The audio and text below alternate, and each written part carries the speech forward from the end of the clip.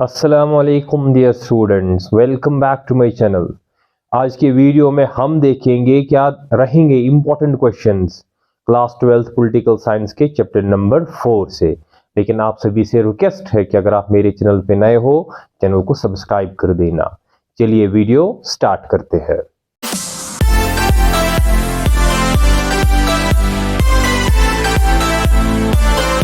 Chapter number 4 जिसका नाम alternative centres of power है, इसमें हम उन सेंटर्स ऑफ पावर के बारे में पढ़ेंगे जो यूएसए के अगेंस्ट में यूएसएसआर के ब्रेक होने के बाद नक्शे पे आ गए। क्योंकि जब 1991 में यूएसएसआर ब्रेक हो गया तब तक दुनिया बाइपोलर था।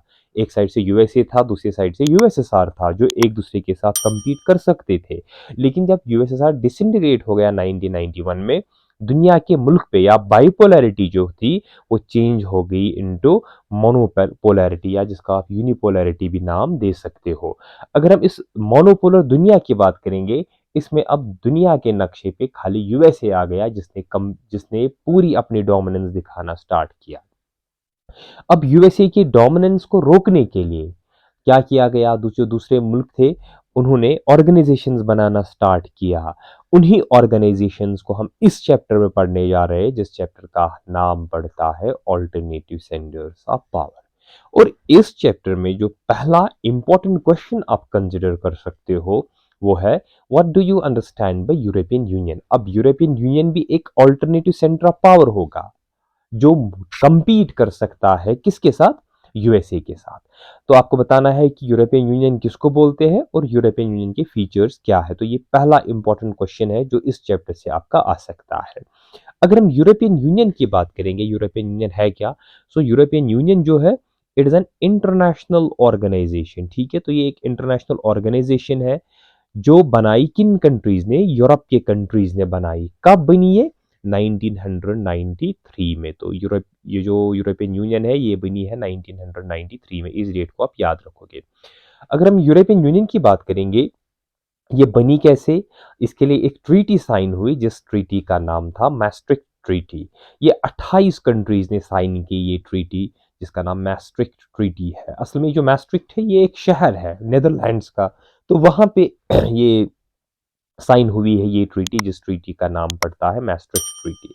इस मैस्ट्रिक्ट ट्रीटी का मकसद क्या था, इसका मकसद ये था कि हम खत्ते में पीस प्रमोट करें।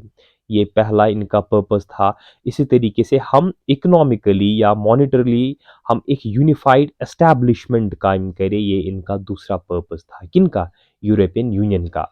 और तीसरा था कि हम ये जो बैरियर्स थे ट्रेड के द्वारा, ट्रेड के रिलेटेड जितने भी बैरियर्स थे, ठीक है, उनको हम खत्म करें और टेक्नोलॉजिकल साइंटिफिक डेवलपमेंट्स का इस्तेमाल करें अपने मुल्क में।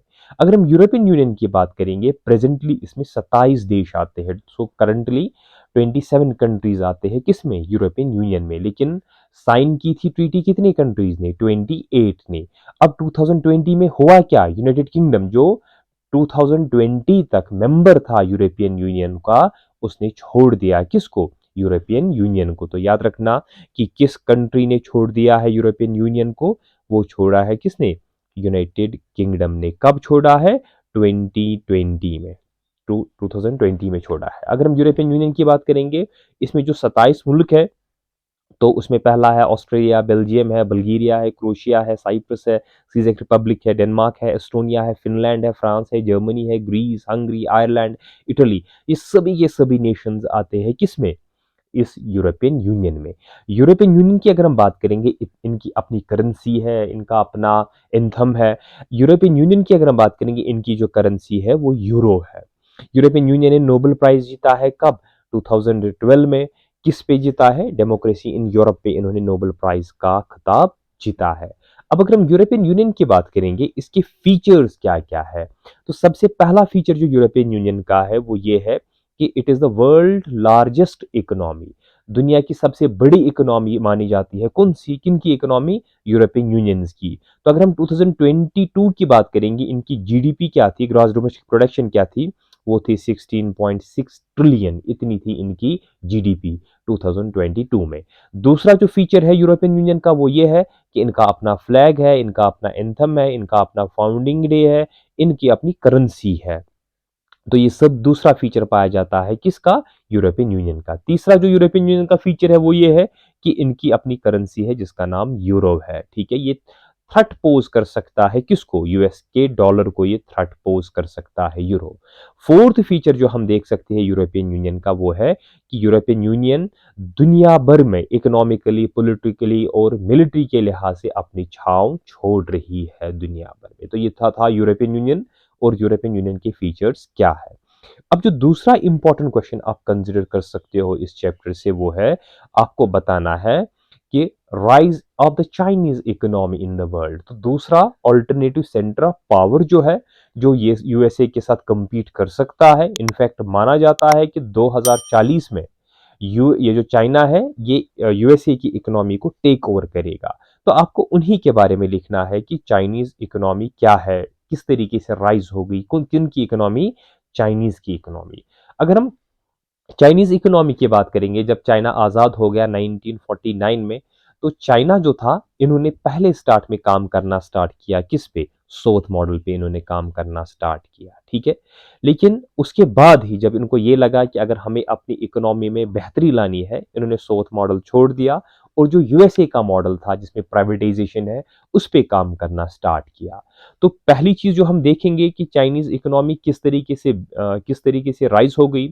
तो चाइना जो है ये अपने रिसोर्स पे अभी रिलाय है, ठीक है? इसमें बहुत सारी, it is a resourceful country और उन्हीं रिसोर्स का इस्तेमाल करके ये दुनिया भर में थ्रेट पोज कर सकता है किसके लिहाज से? इकोनॉमी के लिहाज से। दूसरी जो पॉलिसी चाइना ने अपनाई that's called open door policy, ठीक है? इसको अनाउंस किसने किया है? डेंग जियोपिंग ने इसको अनाउंस किया 1978 में।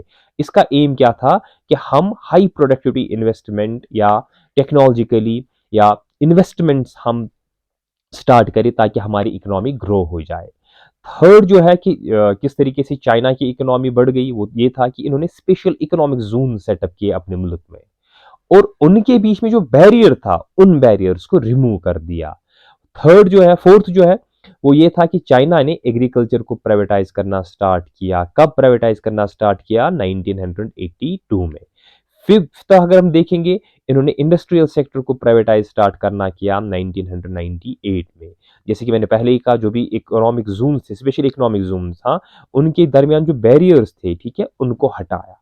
इन सभी चीजों की बदौलत चाइना जो है उनकी इकोनॉमी ग्रो कर रही है दुनिया में।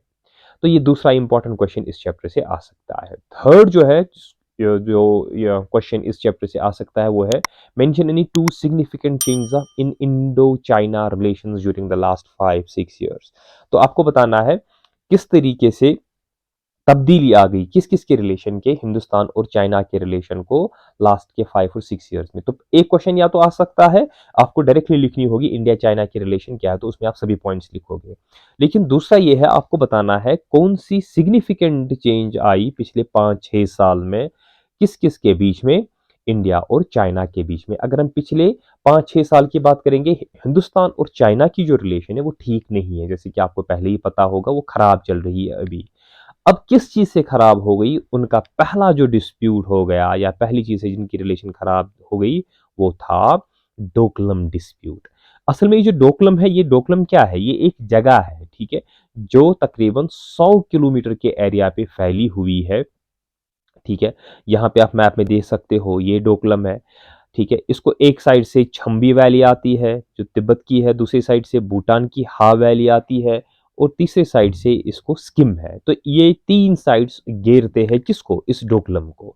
तो क्या हुआ, ये भूटान की जगह है, जो डोकलम है ये भूटान की जगह है। तो चाइना ने क्या किया, 2017 में चाइना ने अपने ट्रूप्स वहां पे भेजे और उन्होंने वहां पे रोड बनाना स्टार्ट किया इसी डोकलम में।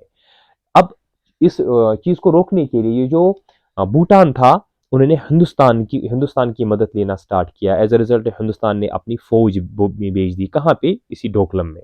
तो नतीजा क्या हुआ, दोनों फौजों के दरमियान क्या हुआ, तकरीबन तकरीबन लड़ाई, या ऐसा लग रहा था कि अब वॉर हो जाएगा, जंग हो जाएगा, किन किन के बीच में? अब इंडिया और चाइना के बीच में। बिल आखिर ये जो लड़ाई थी तकरीबन 70 डेज के लिए चली है या 70 डेज के लिए चली और बिल आखिर 28 अगस्त 2017 को क्या हुआ, दोनों देशों ने अपनी आर्मीज को वापस बुलाया और ये जो वॉर लाइक टेंशन था, ठीक है, तो वॉर लाइक टेंशन जो था वो खत्म हो गया। तो ये पहला डिस्प्यूट पिछले 5-6 साल में आप देख सकते हो जो हुआ इंडिया और चाइना के बीच में, जिसकी वजह से इंडिया और चाइना जो है उनकी रिलेशन खराब हो गई। दूसरा, जैसे कि आपको सभी को पता है, वो है गलवान वैली क्लैश। ये जो गलवान है, आपको सभी को पता है कि ये गलवान वैली लद्दाख में पाई जाती है। तो 15 और 16 जून 2020 के दौरान क्या हुआ, इस गलवान प्लेस में क्या हुआ, इंडियन आर्मीज और चाइनीज आर्मी जो थे वो आपस में एक दूसरे के साथ लड़ पड़े, जिसमें तकरीबन 20 हिंदुस्तानी फौजी जो थे वो मर गए।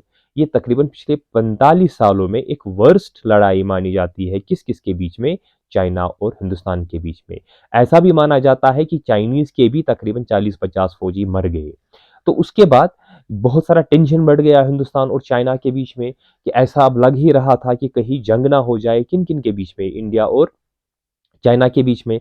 एज अ रिजल्ट इस चीज को रोकने के लिए जो चाइनीज मिलिट्री है और इंडियन मिलिट्री है, तो इस चीज को रोकने के लिए इनके बीच में कई राउंड्स की बातचीत चली, और बिलाकर अभी भी वहां पे तनाव है, लेकिन अभी उतना तनाव नहीं है। तो ये भी दूसरी चीज थी जिसकी वजह से रिलेशन अभी खराब चल रही है। किस किस के बीच में? इंडिया और चाइना के बीच में। तो ये दूसरा इंपॉर्टेंट क्वेश्चन आ सकता है। थर्ड जो है वो है आपको बताना है व्हाट्स मेंट बाय असीन। असीन किसको बोलते हैं और इसके ऑब्जेक्टिव्स क्या है। असीन की अगर हम बात करेंगे, असीन की फुल फॉर्म क्या है? It's full form is association of south east Asian Nations. जिस तरीके से यूरोपियन यूनियन बना यूरोप में, इसी तरीके से जो साउथ ईस्ट एशियन नेशंस थे उन्होंने एक ऑर्गेनाइजेशन बनाई जिसका नाम पड़ा असीन। असीन की अगर हम बात करेंगे, ये बनी कब है? ये बनी है 8 अगस्त 1969 को। कहाँ पे बनी? ये बैंकॉक बनी। ये बैंकॉक एक जगह है थाईलैंड में। ठीक है, ये कैसे बनी? इन्होंने एक डिक्लेरेशन साइन की, जिस डिक्लेरेशन का हम नाम देते हैं बैंकॉक डिक्लेरेशन। और असीन की अगर हम बात करेंगे, इसके जो फाउंडिंग नेशंस थे वो था इंडोनेशिया, मलेशिया, फिलिपाइन, सिंगापुर और थाईलैंड। ये 5 मुल्क इसके फाउंडिंग फादर्स माने जाते हैं। लेकिन उसके बाद और कई मुल्क ने ज्वाइन किया किसको? असीन को, जिसमें ब्रूनी आता है, दरअसलम आता है। इन्होंने ज्वाइन किया कि 1984 को। उसके बाद वियतनाम ने ज्वाइन किया, लियो और म्यांमार ने ज्वाइन किया, कैम्बोडिया ने ज्वाइन किया।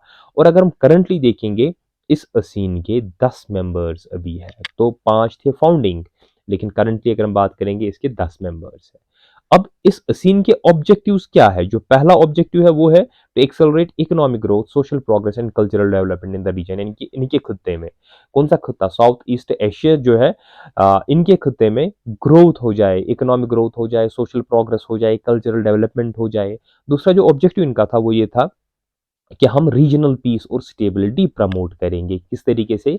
एक दूसरे की रिस्पेक्ट करके और ये मान के कि नोबडी इज एबव लॉ, कि हम फॉलो करेंगे रूल ऑफ लॉ। तो ये एक इम्पॉर्टेंट चीज थी जिस पे काम करना स्टार्ट किया किसने? असीन ने। तो ये तो था असीन किसको बोलते हैं और असीन के ऑब्जेक्टिव्स क्या है। तो ये भी इम्पॉर्टेंट क्वेश्चन है। ये तो थे इम्पॉर्टेंट क्वेश्चंस चैप्टर नंबर 4 से। अगर वीडियो अच्छा लगे वीडियो को लाइक, शेयर और अगर चैनल पे नए हो सब्सक्राइब कर देना।